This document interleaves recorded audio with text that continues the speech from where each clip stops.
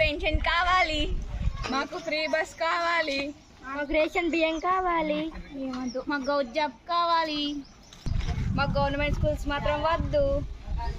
పైవన్నీ గవర్నమెంట్ కావాలి కానీ గవర్నమెంట్ స్కూల్స్ మాత్రం వద్దా?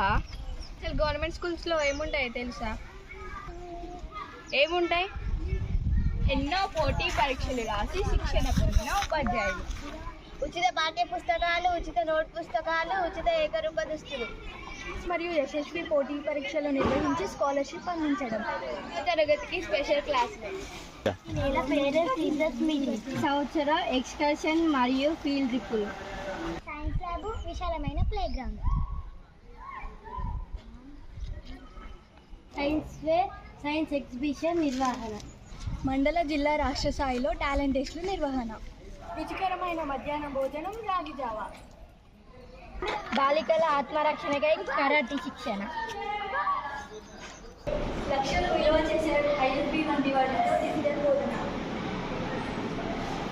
జాతీయ పండుగలు, మాతృభాష దినోత్సవం, గణిత దినోత్సవం, సైన్స్ డేని ఘనంగా జరుపుకోవడం.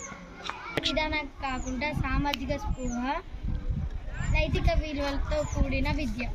వామ్మో ఆపన్రో, ఇంత సౌలత ఇట్లా అన్నది లోప ఇన్ని రోజులు గవర్నమెంట్ బడి అంటే ఉత్తబడి అనుకున్నా.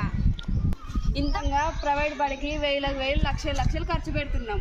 కాంచలి నేనే కాకుండా నా దోస్తులు ప్రజాప్రతినిధుల పిల్లల కాంచలి మొదలు పెడితే అటెండర్ పిల్లల దాకా ప్రభుత్వ పాఠశాలలో చదవమని చెప్తా.